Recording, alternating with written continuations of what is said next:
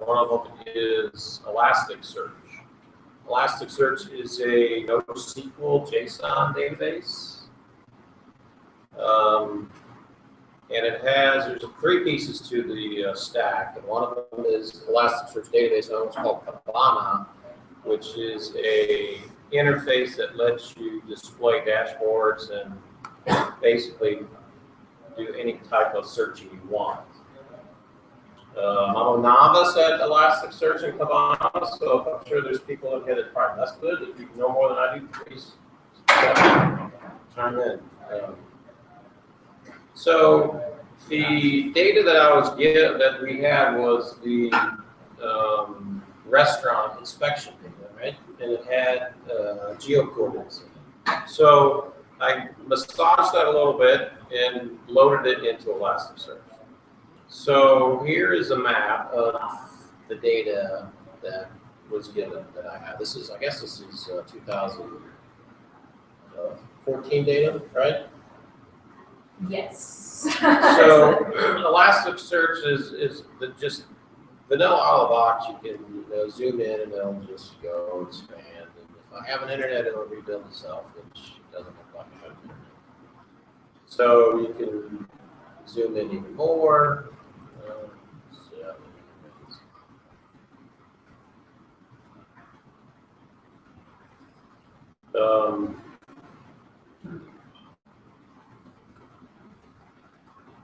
Yeah, hotspot. Yeah.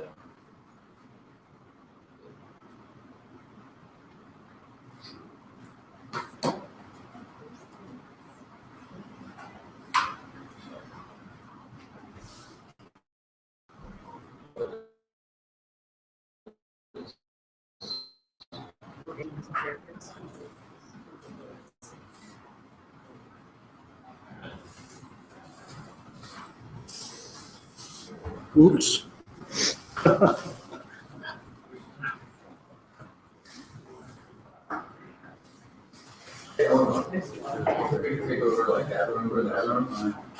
Maybe. The other.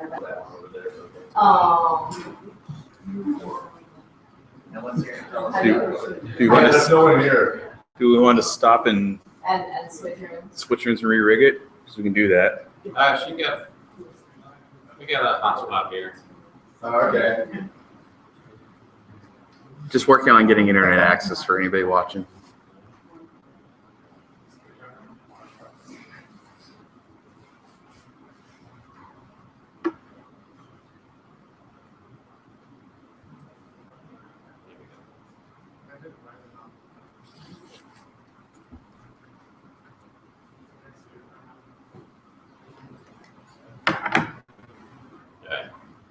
So we're back. So again, it lets you do searches. You can zoom in on these dots. Each of these dots is a row in that data. So it's a restaurant here. And you can zoom in as far as you want. I'm sure there's a way to have some kind of pop-up that gives you more metadata about each node, but I didn't. So the other thing you can do is so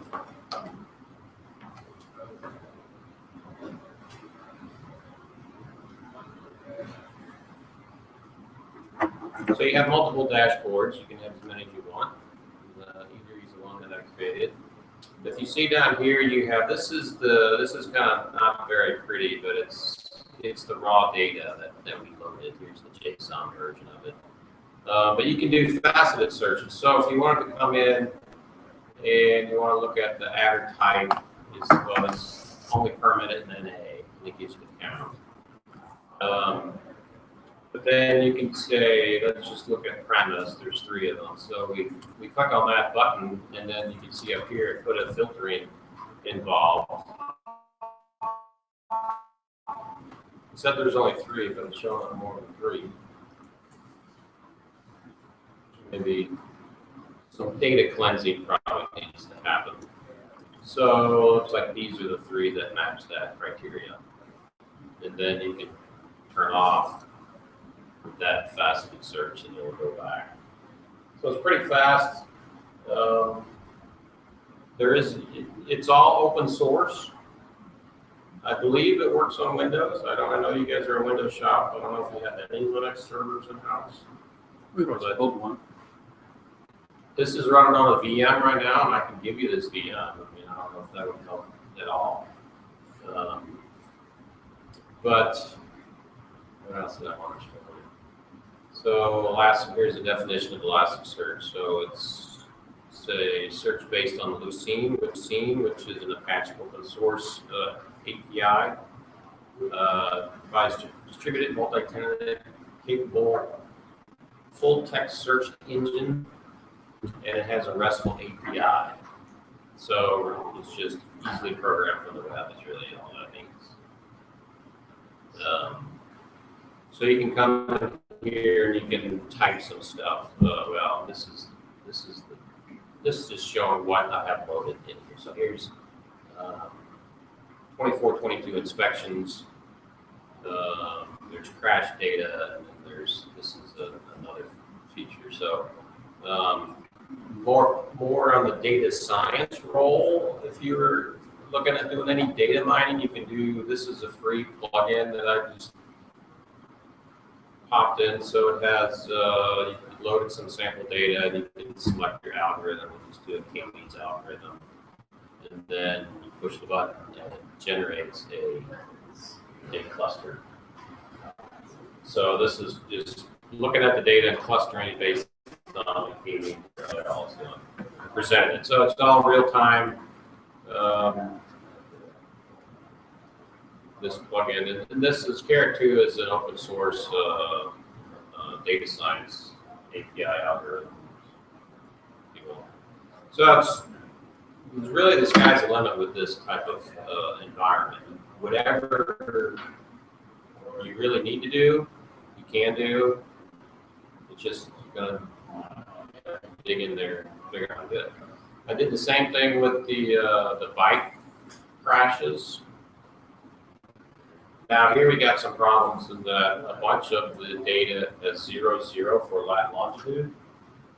So this needs to be cleaned up. If you do a re-import of those JSON files, those GeoJSON files, those are fixed. Oh, okay. I just need to, the GeoJSON, I need to do some more research on figuring out how to load that directly. Right now I have to massage that. To get it into here? There may be, I'm sure there's a way to do it, I just don't know how to do it. I pinged Elasticsearch itself, so they, it's Saturday, so they didn't go. So here's the crash data, and it just zooms in and shows you where the crashes are. You can get any metadata you want.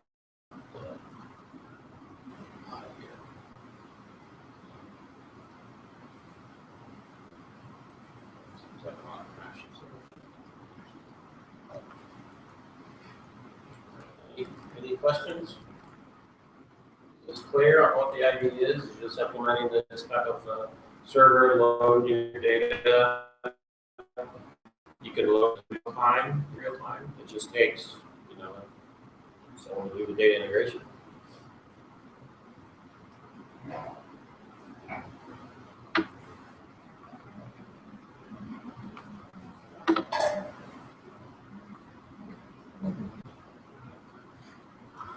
What kind of filters does it have on that data? Well, you can program any one you want. It's Okay.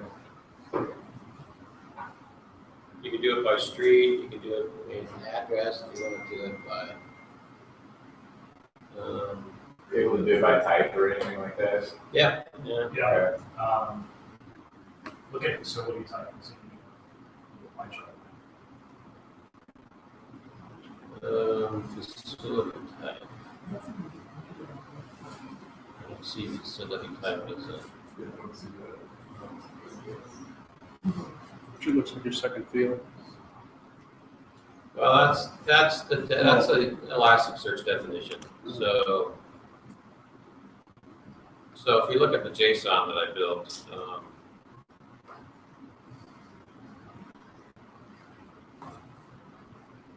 so we have inspection detail. So the databases, you have databases and you have tables inside the database, right? So in the Elasticsearch world, you have an index and you have a type. And a loose representation is an index is a database, is equal to a relational database. A type is equal to a table. So I told it, I want to organize it with these are eateries and these are inspections. I mean, that's just my understanding of the data. So it may not be totally correct, but that's my understanding of it. So we created an eatery database and we have an inspection table. Now, typically, you would probably organize this as you put dates on the type name, and then you can create aliases, which really is a view. You can view together or clump together all the types you want organized that way. So people would query on the view rather than the table itself.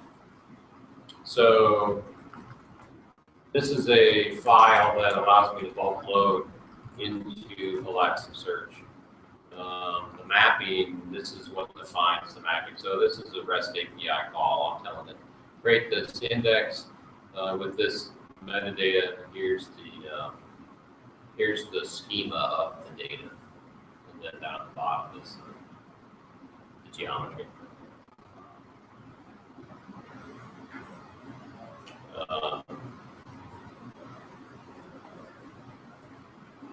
And then there's some Java code there, JavaScript code that I wrote to change the data the way I did that. Sounds pretty programmatically intensive to get set up, though. Well, How hard do you think it would be for them to import updates to this data? I need more information from Elasticsearch on. They have it in what? Well, it was an Excel spreadsheet basically that Right. that I put into GeoJSON, thinking that would Oh, fit okay. anything. Right. But now, yeah, maybe it doesn't. So, I mean, I know there's some Python programmers in here, right? Some JavaScript programmers. We could write a simple web interface that uploads a spreadsheet expecting a certain format, converts it into JSON, and loads it directly into Elasticsearch via REST call. That's pretty trivial. After this weekend, my big problem that I kind of had a random Twitter conversation with Eleanor about was that the quote unquote hard part is the geoencoding, and because a lot of organizations, especially the folks who are working in the department, it seems like asking them to have some sort of paid service to geoencode stuff till that launch is kind of a heavy lift. Well, you have it in do you have monitor data, or is it just evidence? Yeah, we just have an address. Yeah, I do go to it. But you can, Google will let us do it for free as long as it's under. There's limits there.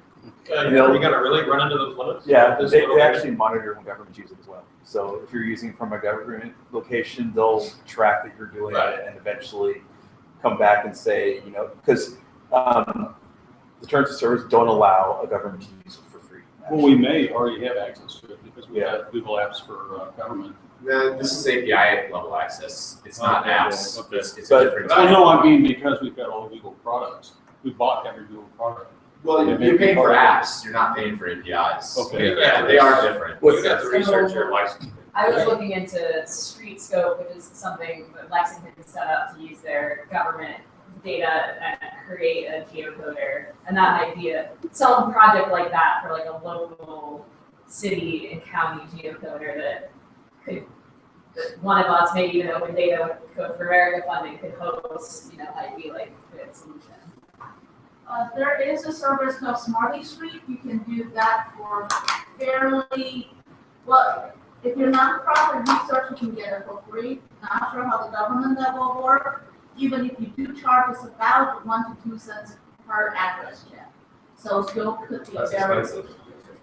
Well, That's really expensive. it depends how much you can get it cheaper. Okay. So you can get it even cheaper than that.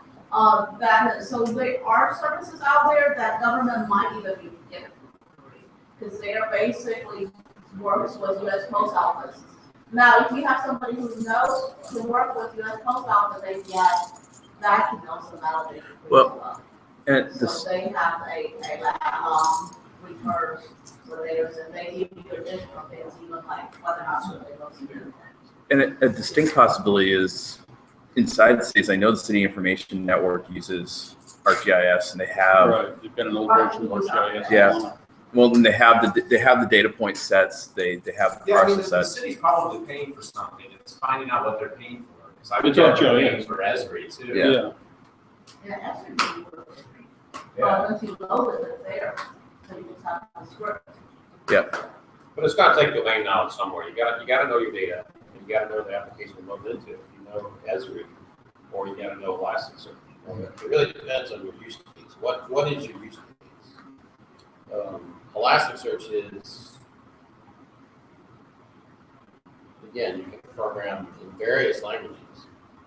So somebody in the house could take it and become an expert on it. Is that unrealistic? No,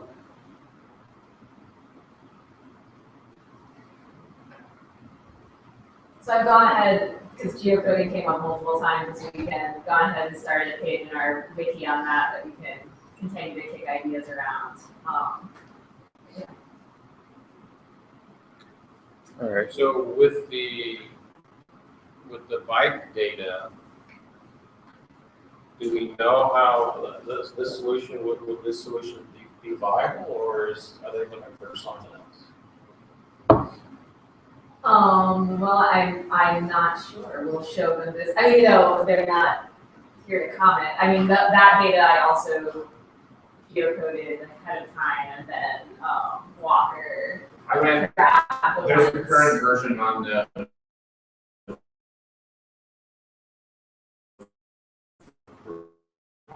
it does really good, fuzzy matching to that launch.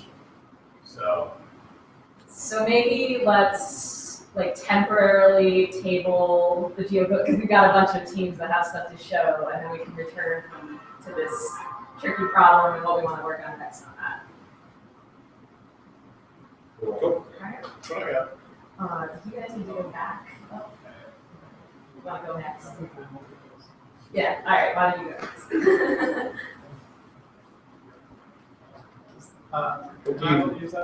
Yeah, what do you need?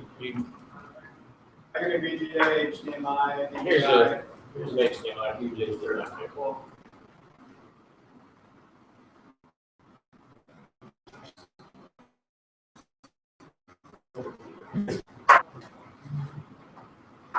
Next one on the projector for Stacy here.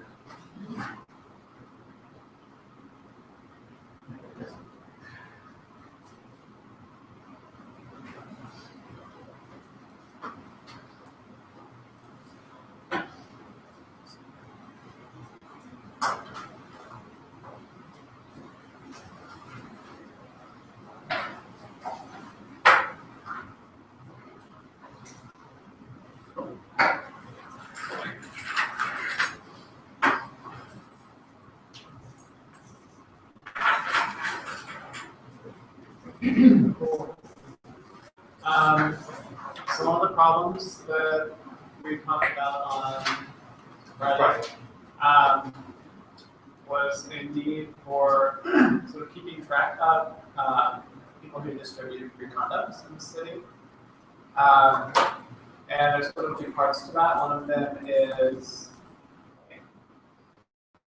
keeping a database of the distributed details. Or the other part is sort of finding the places where you can access the free condoms, whether that be like a map that gets printed and put in different places, or potentially even a website.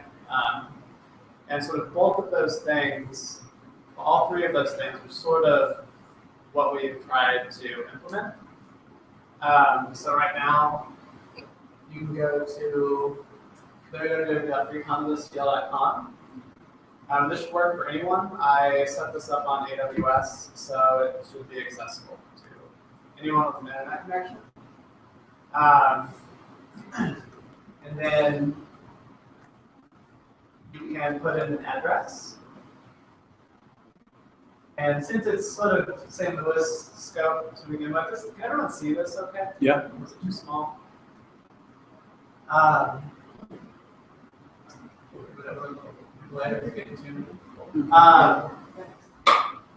So you can put in the address, and it will stick that star where you currently are, and then you get a list down at the bottom of the locations near you where you can access condoms. And I mean, of course, you don't always have a computer when you really need a condom at 3 in the morning, but and my favorite like example would be, oh no, I'm out on Manchester Avenue and I really need a condom. Where can I go? And I know I'm in like the 400th block, and like I see right there at Just John's, apparently one of the distributors, one of the sites where I can get one. So along with this comes an interface for administration. And you can go in to this list and you can just add a new site. It's going to take a second, but it'll work, guaranteed.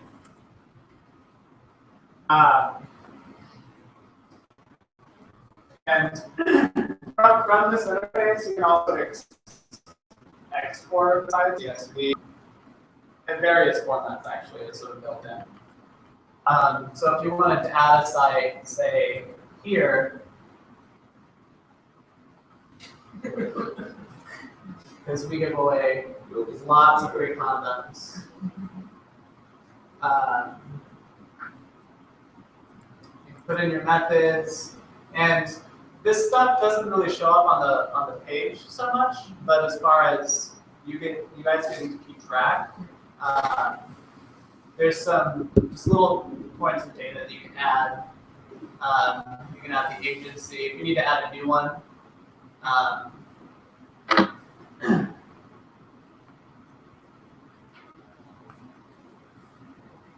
You just do it like this, and then you select the various bits and pieces.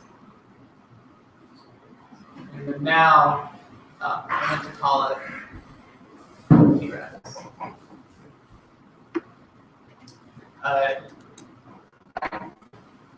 It should show up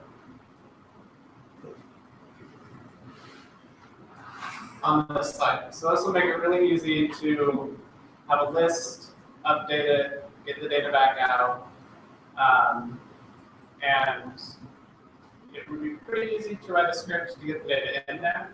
It'll automatically get the latitude and longitude through, it could be any number of geocoding services. I happened to use Google because it was the default, but it's easy to switch out which one it uses. So yeah, and as far as things that we can add to it to make it more useful for you, there would be sites that sort of sign up with their own account, so they can edit their details. They could say like, they could change their hours or something. They can have an account, and then they would be allowed to edit their own record. And then we can also work in an interface for them to request more condoms if they will now. So I haven't done that part. We haven't done that part, but it can happen pretty easy. And then were these sites to make edits? That those edits would need to be approved. So anyone, not everyone can just add sites to give out free condoms for safety reasons.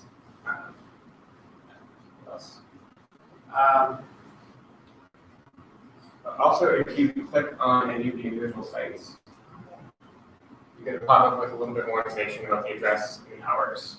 And the next, or one of the next features we're thinking of is saying open now or free now so that only those sites that had condoms at this moment or distributing at this moment would be seen over time.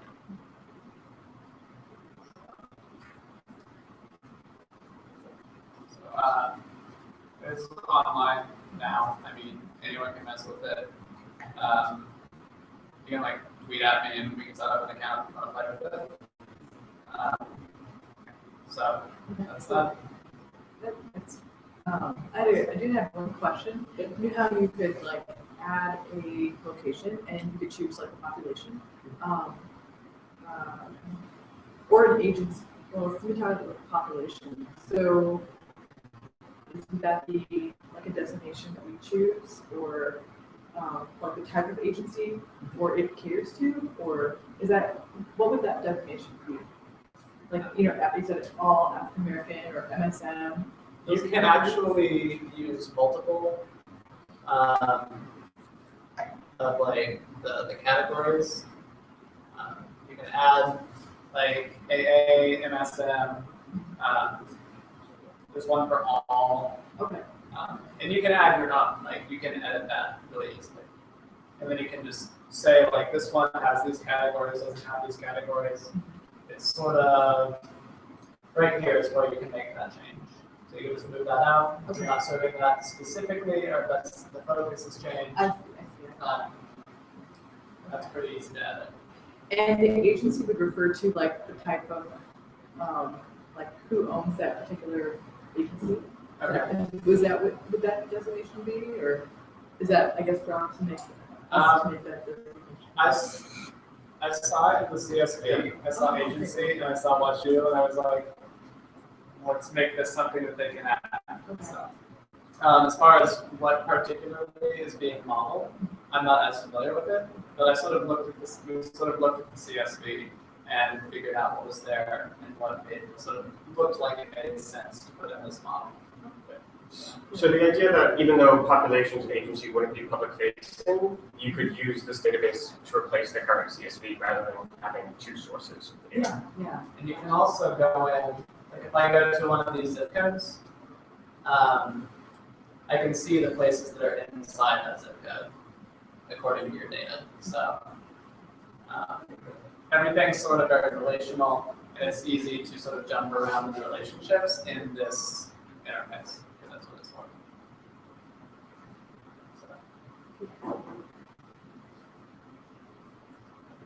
I think that's about it. Any suggestions for features? You know, I don't do a whole lot with condom distribution and communicable disease, but I know this is something that they would be really interested in, you know, or at least because STDs are very high incidence, and that's just, right now, it's just how the data is. So this would be a really neat tool for our CD people to use and to give out to people of those particular populations or areas that they know have a lot of sex. So this would be a really neat tool. Just think about in terms of the interface to it. If it is, I don't know if it already can do this or not, but being able to access location. So someone uses the mobile device, being able to say, "What's your current location?" and rather than just geocoding, just grabbing that location and using that as the default search location would probably be really useful, because the scenario that you're talking about at the start, you could have a scenario someone has their smartphone on them and goes, "Hey, I need to go get content. I need to find where to get one." Do you think it'd be easier to do a reverse geocode on the IP address, or do you think we should ask the browser for the GPS coordinates? What do you think you'd have better luck with? Well, considering the reason someone will be using it, I think actually asking the browser for the coordinates with I was thinking like a mobile device might actually work well. That seemed a little bit outside the scope. The other Yeah, this is future ideas, asking about things that might work. That's something we've had in mind. Is your search endpoint just like a JSON? Like, is there a JSON response on it that somebody else could use too? Oh yeah, actually, you can. My monitor will wake up here in a second. There's a log in Yosemite that does this. So it'll be about 15 seconds. checking for what's working here. And I will show you the JSON response. All you have to do is change sites to sites.json, Awesome. and you have your JSON. Cool. So, yeah, like the interface that is there isn't necessarily, doesn't have to be the interface. We tried to make it a little bit API-ish if anyone else wants to get to the data. And you can, in the future, you'll be able to pass in coordinates if you want to. But right now, you can pass in a string, it goes out, geocodes that, and then gets all along in lag to do a geospatial query in the database, like center you in the right spot. So, Do you return the closest as the first? yeah, I think that's how it's ordered by default, although I didn't do it intentionally. Yeah. That's cool though. Yeah. Cool. This is also all in GitHub. Like, I was more familiar with it. Awesome. I think it's free running. Yeah, it's my username happens to be on my account, but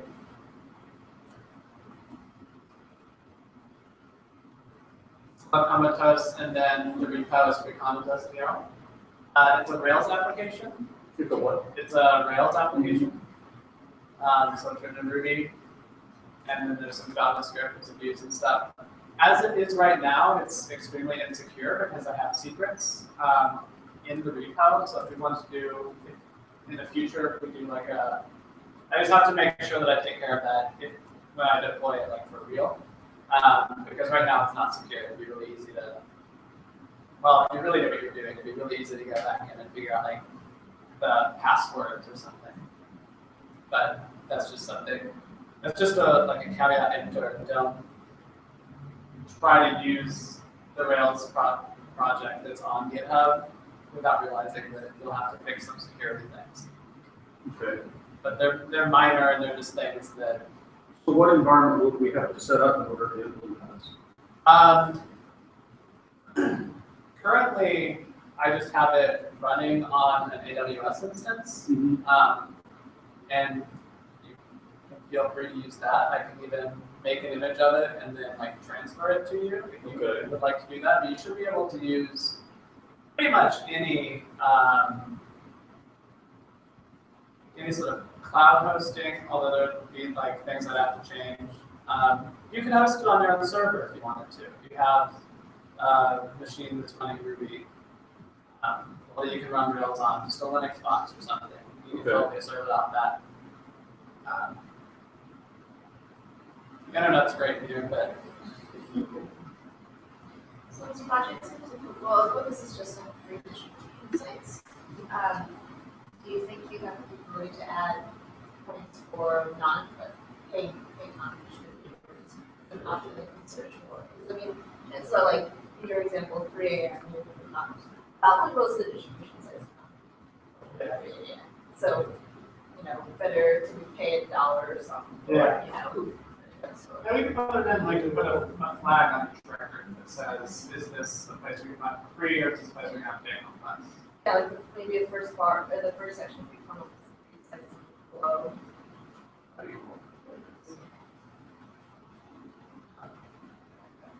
So this is where the repo is, if you want to look at it. Yeah. Cool. Cool. Very cool.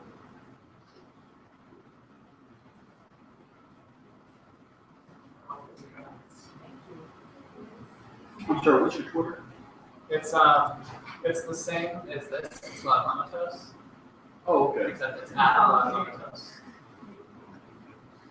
I think everyone over here has a project. Should line. Oh, perfect. Wait, I guess we're not. Oh, Yeah. perfect.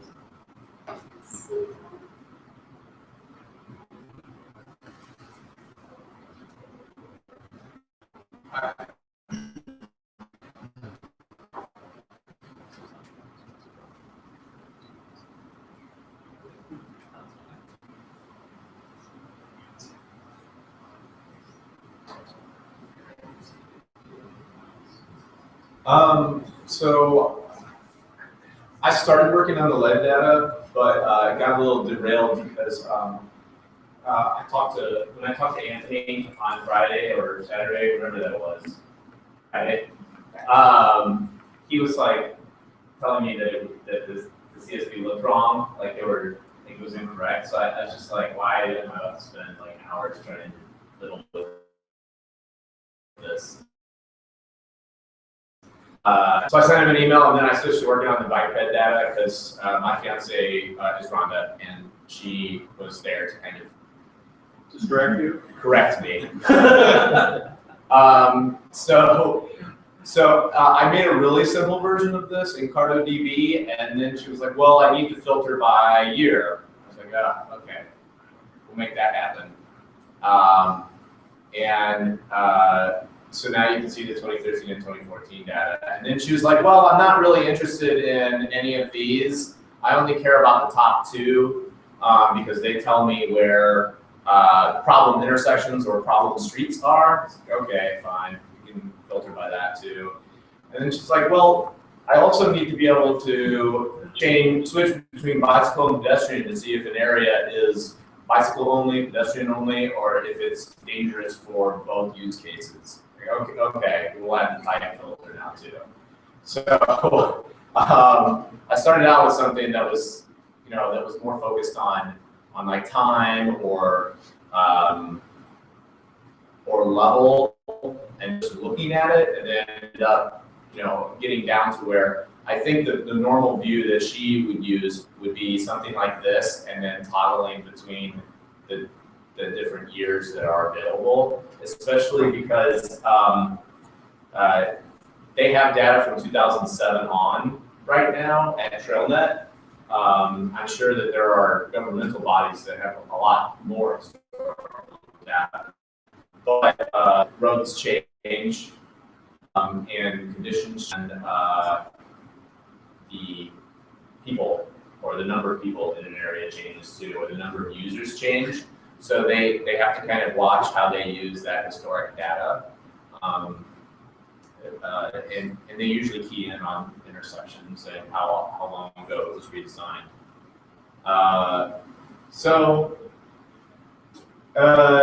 After kind of my initial experiment in CartoDB, I essentially built this in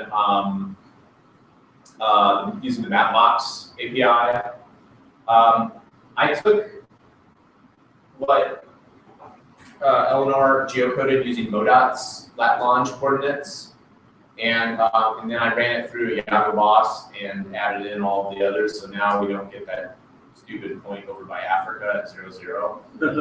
No island. Right there.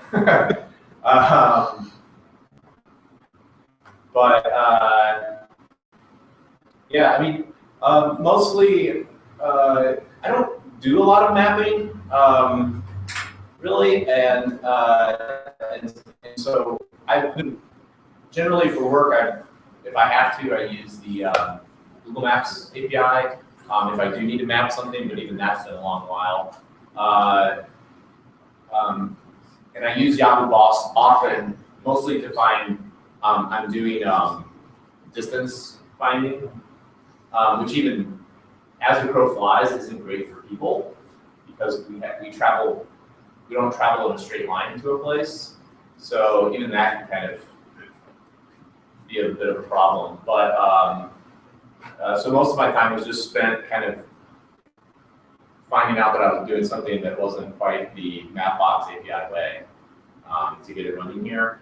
I put all this code up. Hold on, not this, right there. I'm just Walker on GitHub. I don't promise that this works because I actually went from an application framework that I'm using to a flat file environment, and I didn't really test this. So I did it like an hour ago, but it should work.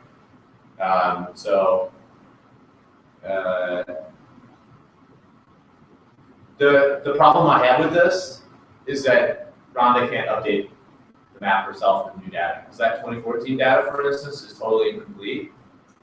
And I had to run it through a paid account to like geocode it. So I'm just like, I'm not totally wild about the geocoding aspect of the whole thing, because it makes it good so that this is essentially static now, which is boring. But yeah, that's really it.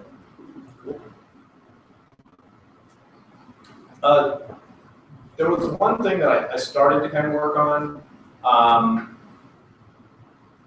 and I didn't get very far, but I started building a command line for the LED CSVs with the intention of never changing it from CSV format. So what I'd like to do is get all the CSVs that he gets from the state in Excel now, unless he has access to somebody who knows MS Access, and then just has to do like a find query or a filter in Excel for specific DCNs.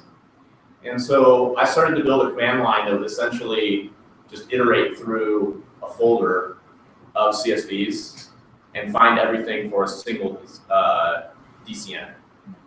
Because his use case seems like he gets 20 to 30 cases a month that are like problem cases.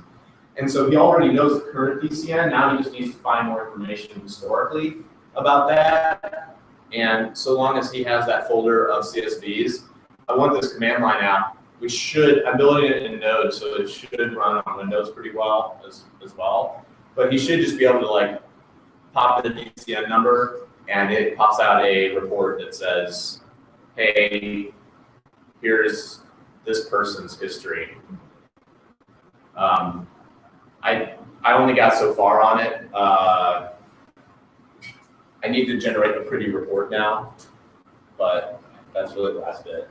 I'd like to do this one, so I'd like to talk to him at some point, because I think it would be cool and pretty easy. And this way, he doesn't have to find an MS Access person. He just knows how to get his CSV files, and he's done. But is that, is that really the solution we need to solve? We're always going to need domain experts in something, either programming language or an application. So, you can develop a perfect application now, and tomorrow all you can do is requirement and then with that. So, what is your real question? So, what are we solving? What problem are we solving? We get a list of requirements and we give them a solution. If they need to have a domain expert, they need to have a domain expert. That should not be something we're trying to solve. So I'm trying to make it so that he doesn't have to find that domain expert, because it seemed to be the problem that domain expert wasn't always available. Is that a realistic goal? Yes. And honestly, your company hired you, and you're a domain expert, so why shouldn't they hire somebody to be that domain expert? I mean, you're talking about a government body versus a company. It's where they're willing to allocate resources. Well, everybody has a problem. Yeah. You got to take it. I think that I think that I'm trying to solve the problem in a way that doesn't predicate his the budgetary status of the organization and works with the current deliverable method of data. I'm not making him import CSVs into a SQL database so I can do a query on it, which would be a lot quicker and a lot more effective, but would require him to find somebody or him to become the person who is able to make that data transition. And it's fairly to production solution, like quick to service level solution, so that essentially, so long as it gets installed on his computer, which there's a fairly nice instruction set for installing Node and NPM on a Windows machine. Then all he has to do is feed, just so long as he has a folder of the CSVs that he has been historically keeping from the state, he can just search for his DCN within them.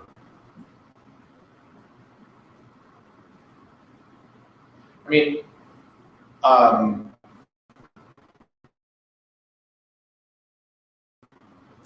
the website is totally awesome, but essentially, I don't know like how that Excel file is kept up, and it's probably pretty manual, but there's always an ask when we're implementing something of other people. Are we changing the process, or are we adding in a step that they have to do, or a place to do their thing? And that website changes. The ask is you no longer keep the Excel file. You go to the admin side of this website and update, change the data. Yeah. In the case of the lead data, asking the state of Missouri to change how they deliver the information, I think, is unrealistic. Yeah. So I feel like, and then training somebody on SQL or SQL import, I think, is not as great a thing either. So And then you get somebody trained, you get turnover, and then backwards again. yeah, I agree. This isn't the best solution. I think that this is the right solution for But the it's not for context. his desktop, right? Yeah. Well, it's actually for anyone who would have access to any CSVs that have DCNs in them, it would search. Assume that the CSVs never change. I actually accounted for that. Yes. It grabs all the information just based on DCN, whatever column the DCN is in. What is a DCN? It's, the DCN It's is, an identifier used by the state of Missouri to identify Medicaid individuals. Yeah, I actually, in my normal work, in Stevens County, I run just probation parole data, where once again, the state just drops us a file. And literally the way we've adopted to, because the format changes over time, is just so when we get a new format, we figure out the headers and we change into a set of headers that we can have over time. You always have a problem. They're always going to change. yeah, absolutely. So you're going to have, somebody's going to have to be a node expert. And if somebody can on another machine and that node was updated between them, like every day it's updated, Yeah. it's broken. That's entirely I possible. mean, you're always going to, there's always going to be an ask. I mean, that's what keeps IT in business. Yeah. Got a question back there. Sorry, I'm totally done. Yeah, well, we go ahead and move on. Yeah. Oh, yeah, no, let's go next. You're up. We were both working on it, but we had different backgrounds, so we ended up doing slightly different things. So we were working on, and sadly I have nothing to show. We were working on a lead problem, and our vision was to essentially fulfill that task, which was essentially to get them a tool where they can collect data and find incidents and prevalence broken down by age. It was broken down by age, neighborhood, race, and so on. So our vision was to be able to take the CSV files and bring them into, upload them into an Access database with one click, and then deduplicate the data, and then make that available to the user to be able to just run form-based queries to successfully answer those questions and to generate all the charts and tables that they have in their annual report, but to do this on demand. It was an unfortunate truth that we couldn't get a usable data set we could prove stuff out with, because the DCN were all, well, it's going to be a new ID for a child, they're all contain different children, so any kind of, you could never give an accurate assessment of incidents, you can only give an accurate assessment of prevalence. So incidents is any new case, prevalence was just a tool. So I spent essentially last night trying to generate a realistic data set where you have children with no tests before their date of birth that consistently live at one address and get tested. And the results of that. So my thought is to take that data set and continue doing the work. At the same time, Satya has a different background than me. Yeah. And he was able to find some algorithms to implement in Yeah, Python. so this is more of a proof of concept, and there's the things we were talking about really need the domain expert and to install things. James here was trying to build in Visual Basic Pro applications with MS Access, which presumably would be a little bit easier to get your hands on. Which Python these days, with if you have Anaconda, they did a all-in-one solution. It's a one-click install. It's not too bad. So you can actually take this code and run it on a computer if you have Anaconda. Or I have it on the open data that's been merged in this morning, so you can actually access the code as well as see the file using the NBP or link on here. I typically work with NumPy, SciPy. I haven't worked a lot with Pandas, but this was one of the first ones I did. So there's no fancy graphics or anything like that. I didn't get time to do those. Essentially, there's a function that will just read all the CSV files in the directory, combine them into one file, and we also record the file that the reports came from. So if you have a problem with the data, you can go back and take it out and change it. And then there's duplicates in the data, so we drop the duplicates for a given DCN if it's test month and test year are also the same. And we only take the last one, presuming that the last one is the correct one.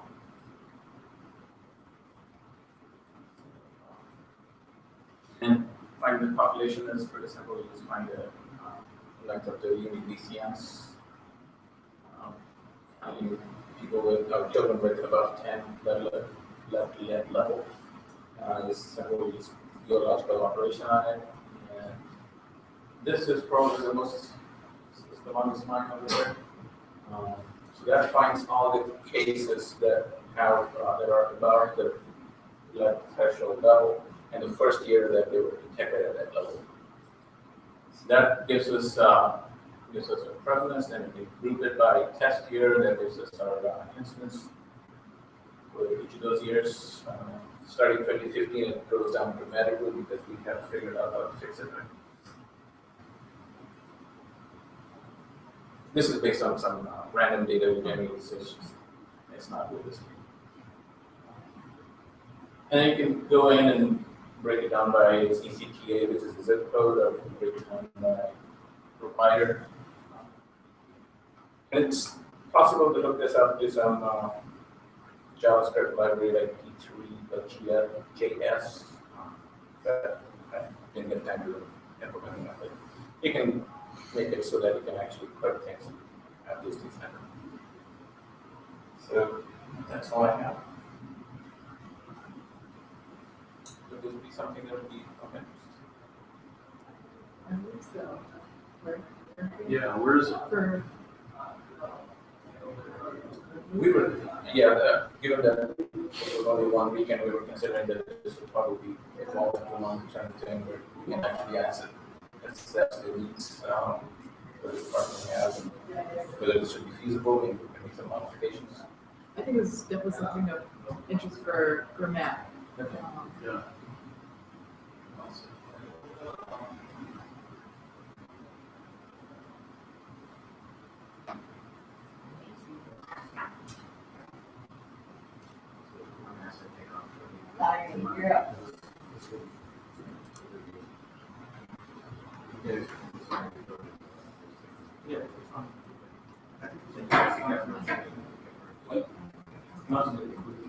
Yeah, well, you can probably see the cost. Yeah. But you look at the code, you figure out what you have to install. I built the next law just before. I had it on the line for a while. That doesn't make sense.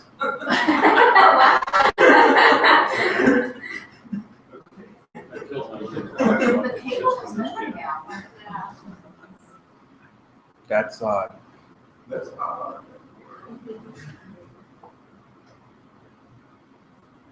Which source are you using? Okay, here you go. Well, who knows? That was very strange. I've never seen anything like this. So Hold on a second. the solution has staying power. Yes. Take it to a different source for a second.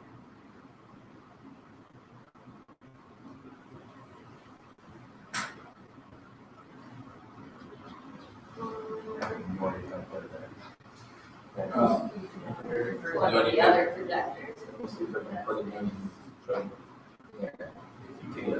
Is your port turned on, your VGA port? HDMI, it should just automatically. Strangely enough, our projector is still showing the last presentation after the laptop was disconnected. So we'll get this figured out in just a sec. Okay, still on there. Yeah, that's on because. Yeah. Oh. You just turn That's it just what they're just What's the supposed matter? Moving your mouse doesn't do anything, right? Yeah. No, it's not. So Microsoft solution reboot. Yep. So if you guys are interested in Elasticsearch workshop, some kind of Elasticsearch workshop. There's a. I don't know anything about it, so I'm gonna have to read that one. I guess it's not good that I just read up on these technologies I haven't seen before, so. There's a meetup group. I find we never had, but. There's a point. That's just great. Let's On Elastic. switch projectors.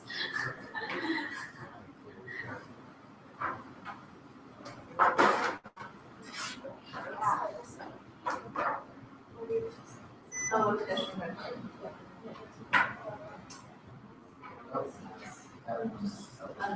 What is the internet, what is Elastic? It's something. So it's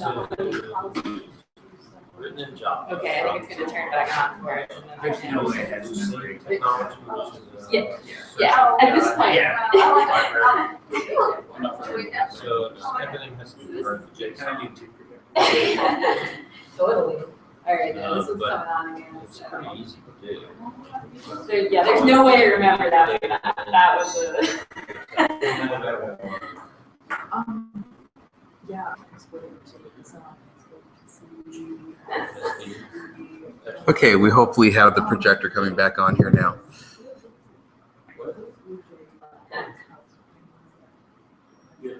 What the heck? Is it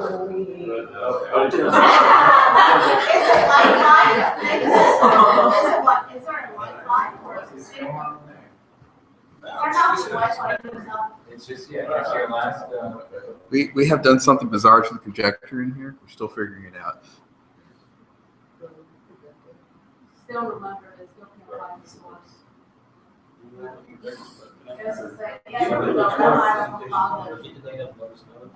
now they all just find.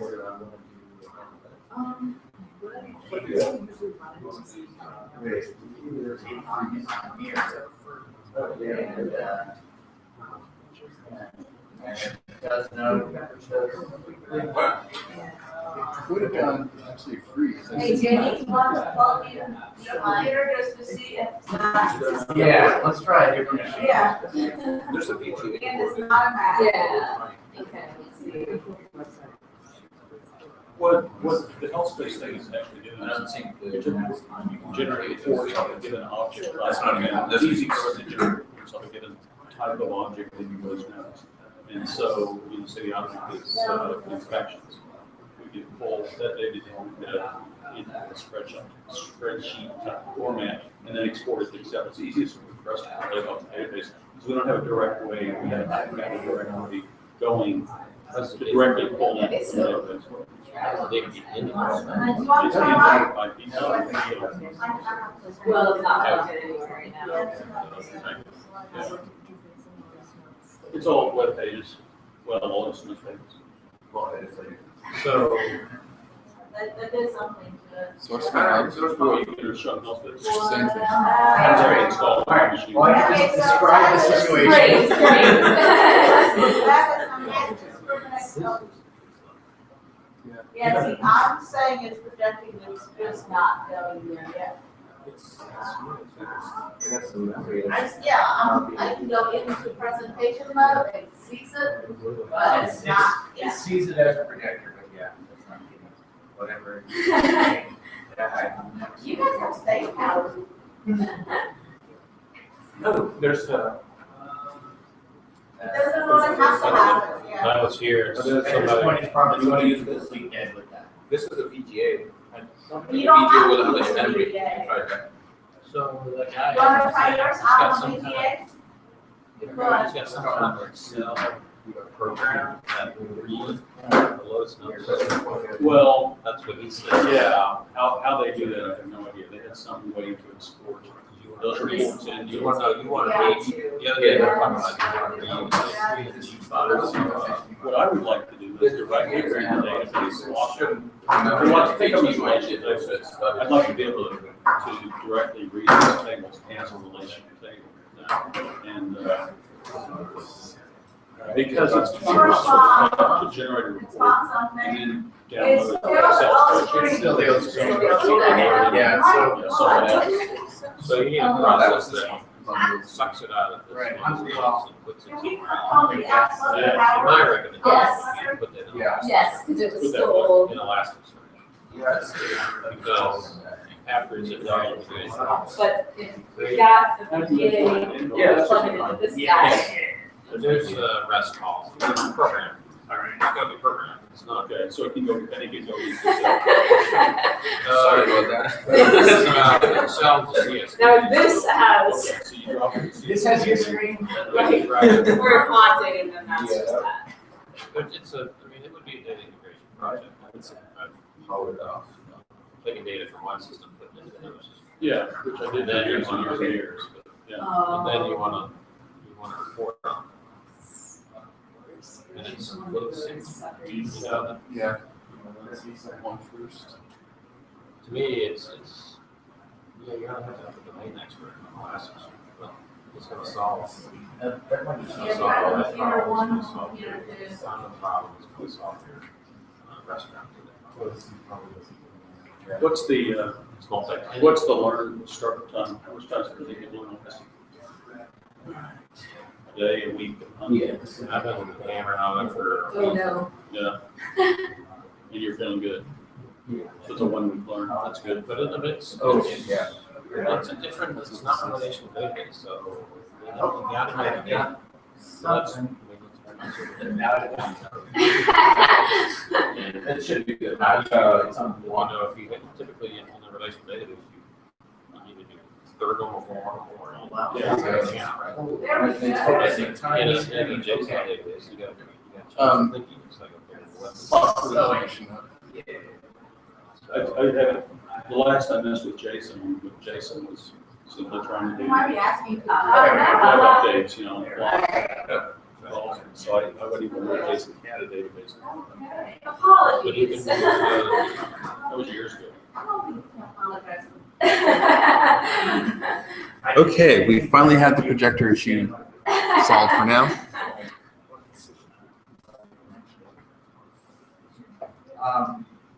Basically, the thing I was working on was Flu Shot Finder. Somebody had already built most of the code for Chicago. So I based everything off of that. It's almost an exact copy, just with some St. related stuff updated.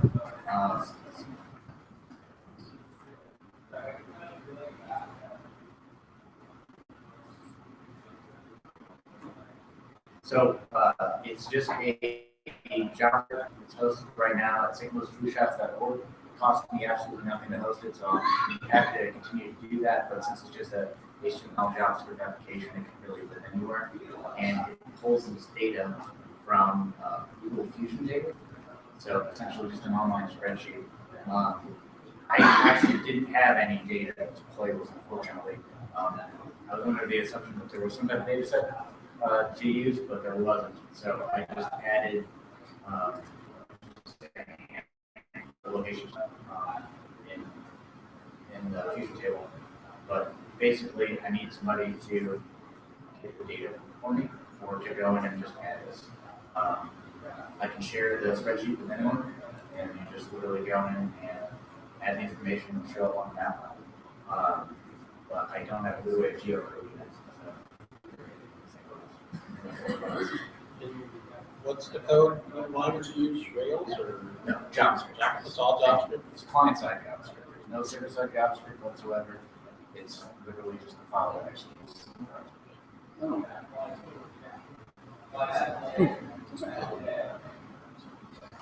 And I know Carl was mentioning that, you know, he was in the process of collecting these locations from providers. So when they're ready, it's an easy way to that. One of the features that was already in the existing project was Find Me. So it'll show or use the browser location.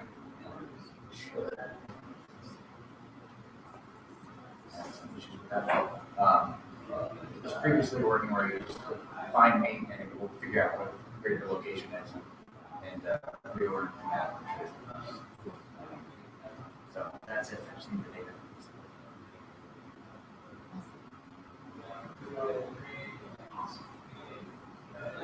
Awesome. Cool. Thank you. I like the idea of client side. It's easy. Okay. Well, yeah. Or do you want to leave? Well, yeah. As a VGA. Just put it on the web page and it downloads the script. I can get Just pull it on the Yeah. page and download it. No, she didn't. So VGA is perfect. Yeah, that's it.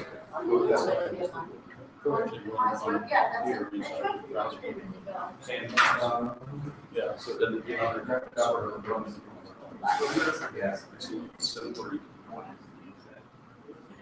what I don't understand is where all this code, No, it's not. this code is all being stored on GitHub or it's got in their own. Oh, well, that's up. It's up this way. Yeah. We'll just talk to you guys later and figure out. Yeah. Yeah. I mean, I can give you, I have a virtual machine. Okay, I can song everybody. Hold that down. Can you take a virtual machine, state it up in your environment, or do you need a physical block? The second one I There's don't, yeah, network fix it. Yeah, I can get it out. Not really. Let's But see. now I can build a Yep. server. That's it. Want to switch to that one? I think it runs on Windows, but I don't know for sure. Would you rather have Windows box? Would you rather have a Windows box? Oh, that's going. Yeah, the easier Windows. Ryan, it's, Ryan. Yeah. Did you get a slider for one seven machine? Sorry. All right. Yeah, I mean, yeah. This is Linux, really. I'm trying to think it could be on like Mode, Data.gov. 10 years I've used it heavily. Yeah, I don't. It's a stretch I'm of not these days. sure. I'll send a message. Yeah.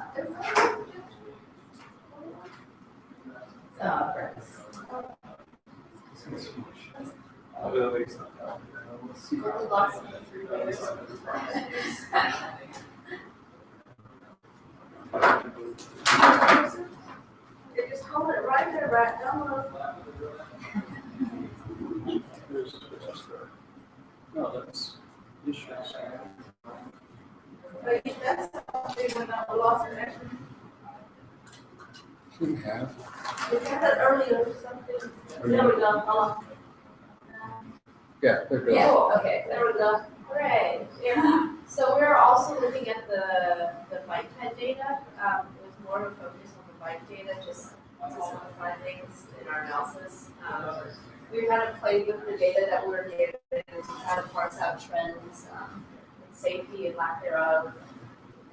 And we also found other data sets on the internet that we thought might be relevant to try to connect to the bike pit accident data. So everything is really rough. It's just kind of a bunch of ideas and potential correlations, just playing with it, maps and such. Don't feel the need to understand all the my brain vomit on the data.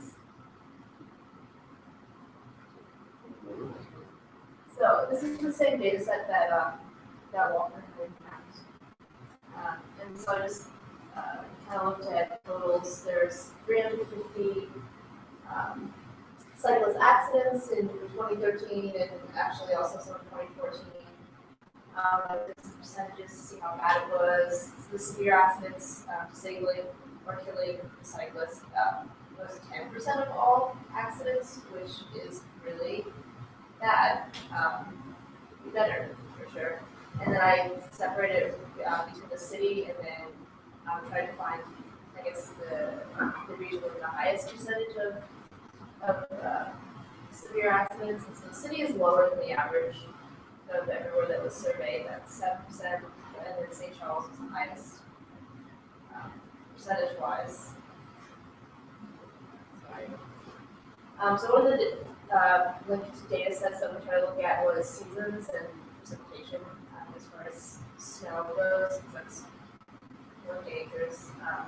And I tried to see if there was any sort of linkages between accident severity and any seasons. Not really. Something that you might take into consideration next time is like an average cyclist count on a snow day. Yeah, we didn't have really that data. Yeah, So that it'd be hard to find. For sure, like, as you come back in the spring and summer, there's gonna be a lot more cyclists than in the winter. So, you know, probability wise, it's gonna be more accidents. You know, we see that 251 in the non-snowy months versus 98. But that data that one just mentioned would be helpful. And these are screenshots from the program that we're using, RWTP, if you've ever heard of it. It's really cool. I spent a lot of time this weekend playing with it. I just learned about it from Alan, so that was really fun for me. Sure. Yeah, I've never heard of it before this weekend either. It's super fun. Yeah. They said it's free. I think Eleanor, your comments about it. What's the name of it again? What's the name of it? Guilty about it? Yeah. Great. You should feel guilty. Because Just a second to fix this. Yeah. something that was Right. Make it really simple. Yeah. So whatever guys are working on that. Awesome. Right. So it's like way prettier GIS essentially. In the browser. In the browser for free up to a certain amount of data. And what is the name of this? Cartography. Cartography. Well, C- the carto cart? part, and then DB. Oh. DB. Oh, okay. We all end up bouncing. Yeah. The back end that they use is like a Postgres spatial database. So I mean, it can handle like complex queries as well as the pretty stuff. They are a little bit more limited as far as geography. If you're merging by spatial reasoning, they have only 2 ways to merging. So that would be the only if you want to tackle light, if you want a much more sophisticated. You don't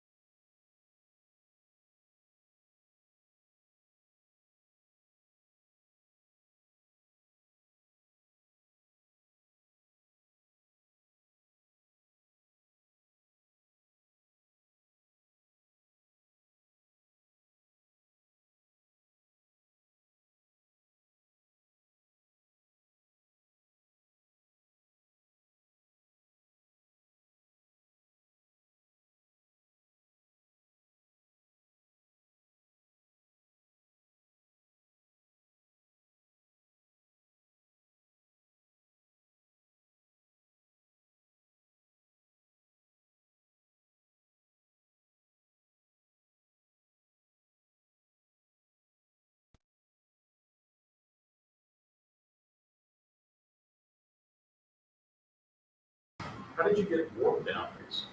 Eleanor's thinking. But Yeah, they are yeah. they're actually on the city website, so. So it does, having this particular software that's really good is the fact it has that PostgreSQL GIS backend. So it's able to say all of these action points occurred within this word boundary, which treated as a polygon. So then it can do things as counts and so forth. We can do other couple averages and summaries and so forth. That's Awesome. thinking about that part. So that's for us. That's it. Awesome. So, who wants to go next? Bill. That was great. I'll go. I like that last break.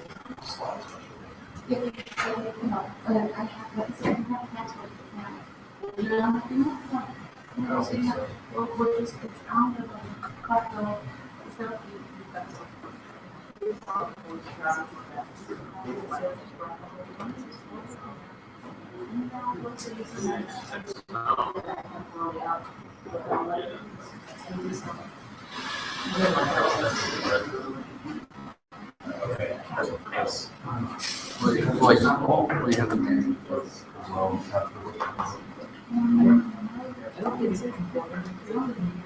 Brett, you want to talk about anything you did? Because we're kind of working on the same thing from different ends.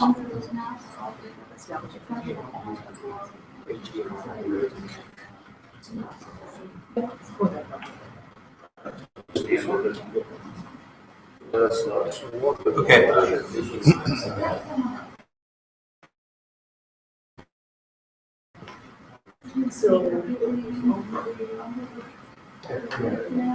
You just got to turn to HDMI. You got it? There you go. Yeah. Because right now.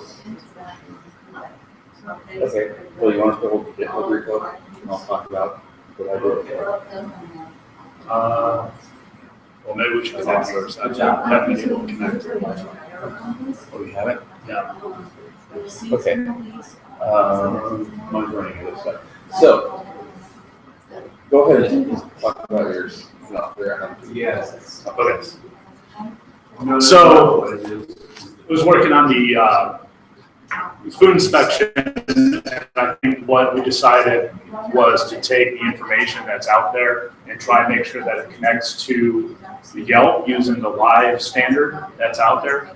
And so started looking at the data initially, what was there, what was needed, exchanged some emails to try and get kind of the legend, the score legend, like what's an A, a score, 85 to 100 is an A, B is 84 to 71, whatnot. The thing that tripped me up a little bit, and we explained a little bit, that I saw some duplicate information in there for different areas, particularly businesses. And I just did the math. About the 2,700 records, give or take, that were in there. I found 32 that were duplicates, like everything exactly the same, address, everything, but it was just in there twice. There were 39 that didn't have business IDs yet, like they had applied, but they're just kind of sitting out there, which is funny because I actually walked by one of the restaurants and saw it was open. And I was like, no, they gotta have one. So no, it was, like a couple weeks old or so. But I also found 177 business IDs that were duplicate IDs but had multiple addresses attached to it. About 3.5 was the average. Number one was emos. Like there's one ID for 9 different emo businesses around there. And the thing that kind of tripped me up about it is if you inspect one emos, because it has the same ID as others, if one fails, then all 9 would fail. And if you're pushing that to Yelp, all of a sudden you got 9 different locations that would be like, oh no, you shouldn't go here. it's it's failed, and it should be closed for the time. That not being the case. So just to get something in there, I went through, found the unique ones that are in there, matched them up by name to the inspections that were done. We kind of merged the data together, so at least we have a data set to go, okay, we can take this and push it to Yelp. I think there's another question because not only are there restaurants in there, but there's also food trucks. So addresses, kind of iffy on that. But there's also schools, and those are not, maybe you want to put that information out there on Yelp, but it's not exactly something that anyone can walk into a high school and say, oh, I want to eat here. But maybe it's useful to parents to say, oh, they've got, a spotless record on inspections, or they've had Also, something that the media like to look at. Yeah. On a regular basis. Yeah, so I mean, there's one thing of like trying to get it into this live standard so it's on Yelp, because the main thing is like trying to get it out to people, and that's just, a place where people go and look at restaurants on a normal basis, probably a lot more often than their local government website. But also putting it into a fashion where basically anyone can grab the data that they want. I think, just doing it like we did today, and then having that as a way to go about things. Like, here's all our inspection data, do what you will with it, and just having it out there so people can have it, what have you. So, I mean, that's kind of where I was. Brett was working on some of the other things at the same time, and I shared our emails back and forth with him. Brett, if you want to. Sure. So what I actually worked on was basically figuring out roughly the schema mappings to go into this, like looking through the live standard, seeing what information was required and how it matched to the CSVs that we're starting with, and also be able to develop recommendations for how maybe to change around the reports to generate the CSVs to make it easier to put the lives. So what are lives? Let's just start with that. So it's an acronym for something. Yes. Let's go to, there you go. Whoops, nope. This is not my normal keyboard. There we go. So lives is a specification that I believe Yelp actually originally put together in partnership with San Francisco and New York, a local inspector value entry specification. And so basically the idea of it's a 5-part spec, only about 3 of it are all that important. The other 2 are just metadata on the feed itself. And it gives you a feed of all the inspections that are being done. So each time an inspection is done, you add an entry to the feed, which is basically CSV format. And then additional information about the businesses that correspond with the inspections, and then the violations that go with the inspections as well. That's actually, that last part's the part we don't have right now with the reports there, although I can tell from the website the data exists, so it should be doable. But at its fundamental level, all you need is details on the businesses themselves and the inspections that have been done on the businesses, and that gives you the grades. So there's several different fields, some are required, some go with that. And my thought on this was if we have the CSVs, the ultimate idea would be to have a script, probably a Python script, where you go through, look at the CSVs that's been dropped into a folder, and be able to process it all into the live format CSVs, zip it all up, move it over to a folder where Yelp then grabs the feed and puts all the help data on Yelp. So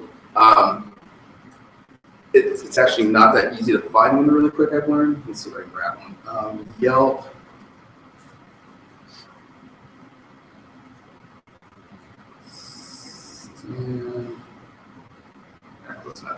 There we go. So I go to restaurants in San Francisco. And grab one of these. See this one. Not every restaurant actually has all the information loaded for San Francisco, so that's why I kind of have to. Oh, there we go. Okay, so you can see they have an extra entry for health score. So this one's 100 out of 100. If I click on that, it will actually give me the inspection. So the last inspection, September 29th, had no violations, 100 score. The previous inspection before that, March 13th, routine type inspection did have one violation, but I actually mouse over that, I can see moderate risk food holding temperature was the violation that they had. Funny thing I realized is some of the fancy restaurants in San Francisco that had very high Yelp ratings oftentimes had health scores under 90, which I thought was and had lots of you must improve this and everything else. But when you start looking at things like the little cafes and food trucks and everything, they actually do very well. So looking at the CSVs that we were starting with, I said, okay, how do we map this to Yelp? The idea of being able to script this entire upload. And so that's basically all I put together was a page where I said, okay, we need to have business CSV and inspection CSV. Those were required files. And looking at the three, put them together. Businesses mapped to food establishment CSV. That was the city source one. And actually, I'm assuming this is the idea of the report, fields pretty much line up back and forth. Business ID in the city file matches business ID in the lives file. Lives and lodge actually isn't in there. It's that whole geocoding problem again. And the phone number is actually split across 2 fields. So if we're doing this conversion, we concatenate those fields, we'll be able to have that phone number in there as well. And then it was adding some notes, which was one, having the repeat businesses, having names get repeated, could add latitude, longitude, geocoding. So those are issues to address in the process of getting to that. Looking at this food inspection, so again, we can line these up pretty quickly. Score, date, the description field, I think, is actually supposed to describe the type of inspection. So, but that's one of those ones where we might have to actually talk to Yelp and go, what is your standard means? All you say is description of the inspection. Not quite sure what they want there. Business ID is not in the food inspections field, it just had the business name. So you'd want to probably want to change your report so you have business ID in there. Don't worry about the name, would be the easy way to do that. And then the other part is Yelp the standard only uses 4 types of inspection: initial, routine, follow-up, and complaint. City of St. Louis uses, from the file, there are 10 different types of inspections, or maybe more. So part of this is to go through and look at each of the inspection types and say, okay, which one do these map to? Some of them are obvious. A complaint maps to a complaint type, a routine maps to routine. The re-inspections are the follow-ups, but those other 6 types, just looking at each of those going, hey, which kind of inspection is most closely mapped to?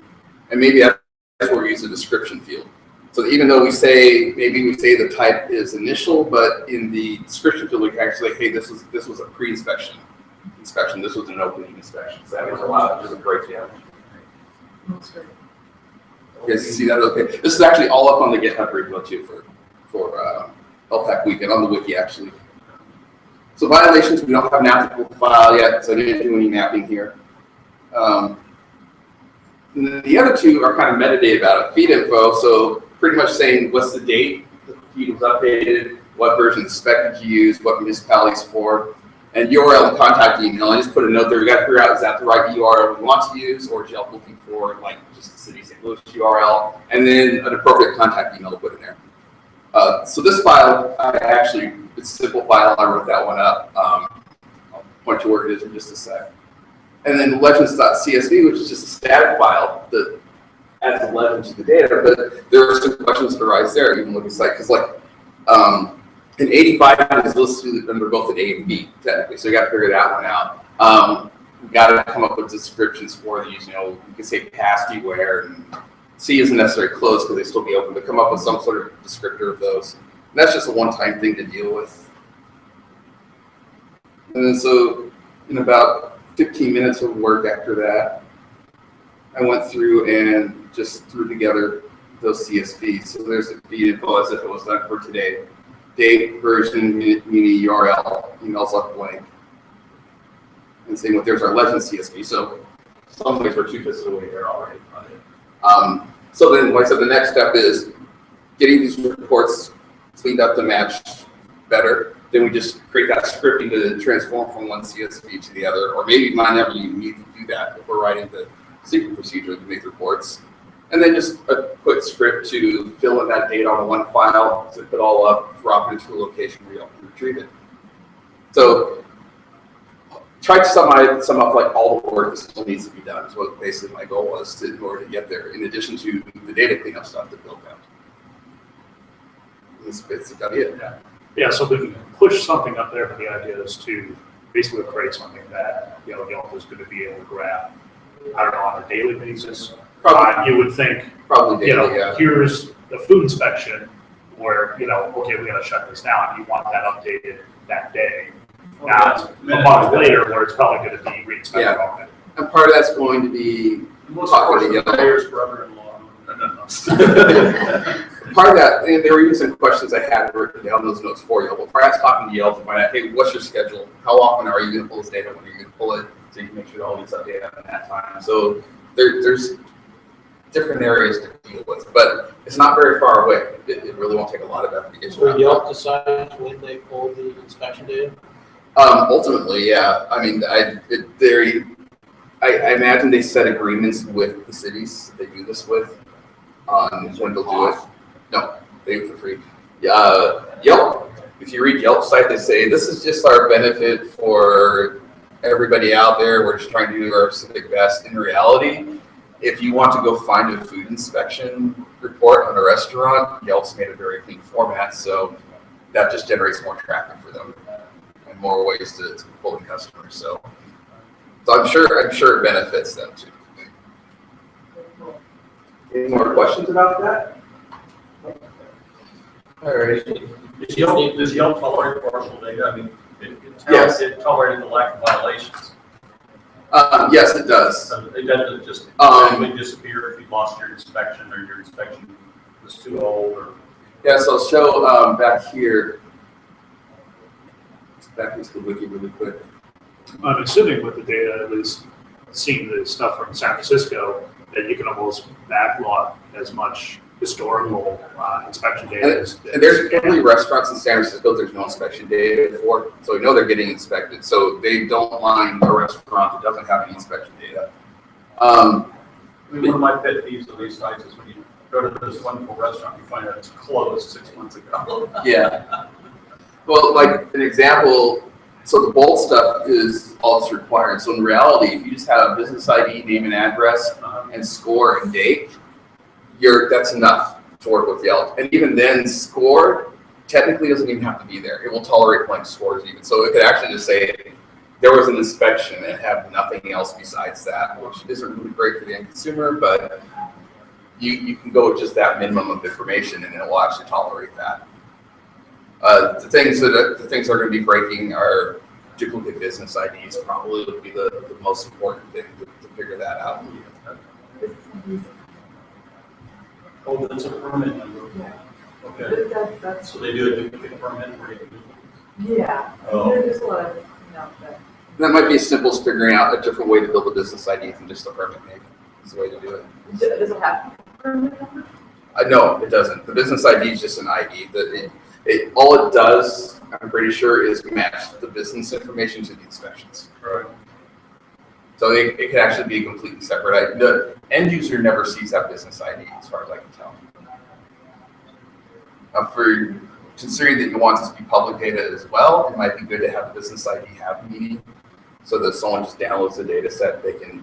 We also have a totally obscure business ID, so. Yeah. It's like a.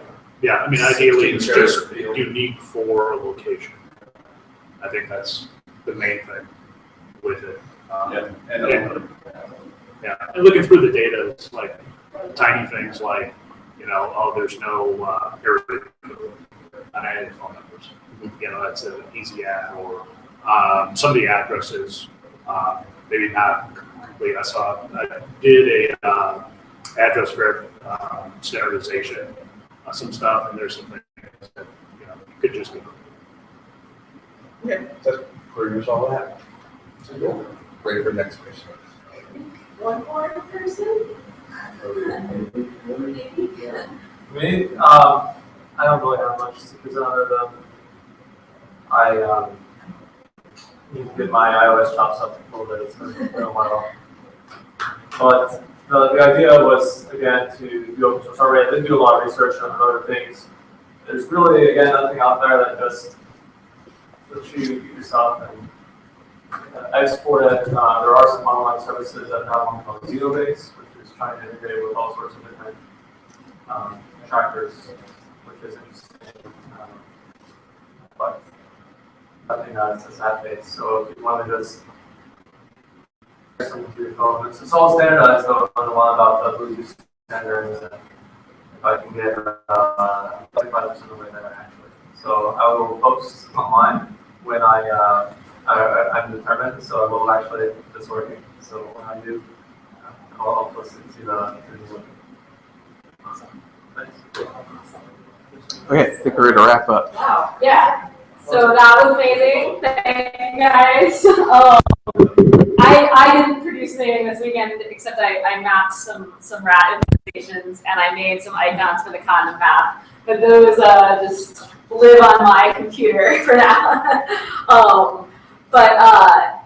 Everything, I guess I viewed my main job as making sure like we were capturing all the knowledge about the problem spaces and also like what we learned like by hitting our heads against the wall a little bit in our GitHub repo. So I really hope that that's a resource that we can kind of keep coming back to so that all of these solutions we can kind of bring to full fruition and keep kicking around ideas. Did either of you, Dave or Lila, want to? I feel like that guy in TV had to sit in front of the store. But no, this stuff looks interesting. Yeah, that's some really cool things. Yeah. Is Matt online? Matt, you out there? No, we don't have any viewers. So sad. We had some earlier. Oh, okay. We'll have the recording of the people, so. Yeah, I guess I'm gonna go home and spend a lot of time educating myself on some of these technologies. Anyway, I guess I'll get back in touch. I mean, I think we all do, and I really, really appreciate you guys like giving us real world things to solve and then coming and watching all the presentations. It really means a lot. I'll tell you, Matt is gonna be very happy to be able to do this stuff without waiting for somebody else to do things for him. It's always the chronic problem in city government is waiting for other people. So as a reminder, just go back in and at least on the wiki on the repository and just include information like if you have another repo that you built for, or if you have a website, just put that information in there so we know where the different resources are.